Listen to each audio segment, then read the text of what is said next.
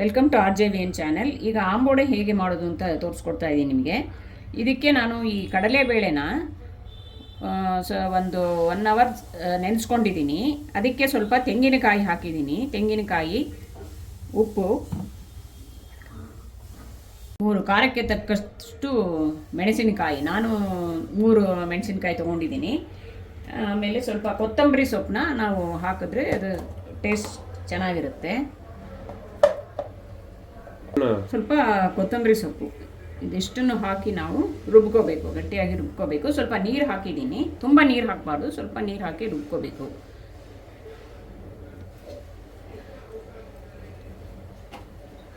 ಈಗ ನಾನು ಇದನ್ನು ರುಬ್ಕೋತಾ ಇದ್ದೀನಿ. ಸ್ವಲ್ಪ ತರಿಯಾಗಿ ರುಬ್ಕೋಬೇಕು.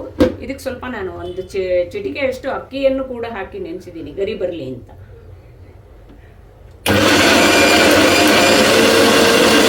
ಇದು ಆಂಬೋಡೆಗೆ ಮಾಡಿದ ಮಿಶ್ರಣ ರುಬ್ಬಿರೋದು ಈ ಥರ ಬರುತ್ತೆ.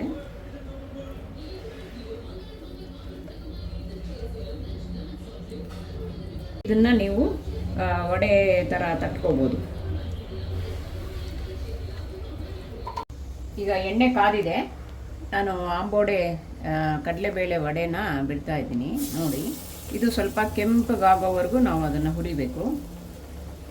ಸೊ ಇದು ನಿಮ್ಗೆ ಯಾವ ಥರ ಶೇಪಲ್ಲಿ ಬೇಕೋ ಆ ಥರ ಮಾಡ್ಕೋಬೋದು.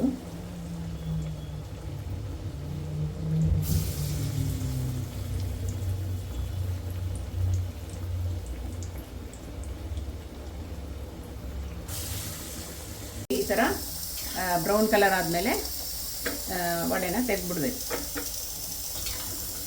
ಈಗ ವಡೆ ಆಂಬೋಡೆ ಅಂತಲೂ ಹೇಳ್ಬೋದು, ತಿನ್ನೋದಕ್ಕೆ ರೆಡಿಯಾಗಿದೆ. ನೀವು ಒಮ್ಮೆ ಈ ಥರ ಮಾಡಿ ನೋಡಿ. ಈ ವಿಡಿಯೋ ನಿಮಗೆ ಇಷ್ಟ ಆಗಿತ್ತು ಅಂತ ಹೇಳಿದ್ರೆ please share, like and subscribe ಮಾಡಿ ನಮ್ಮನ್ನು ಹೀಗೆ ಪ್ರೋತ್ಸಾಹಿಸ್ತಾ ಇರಿ. Thank you.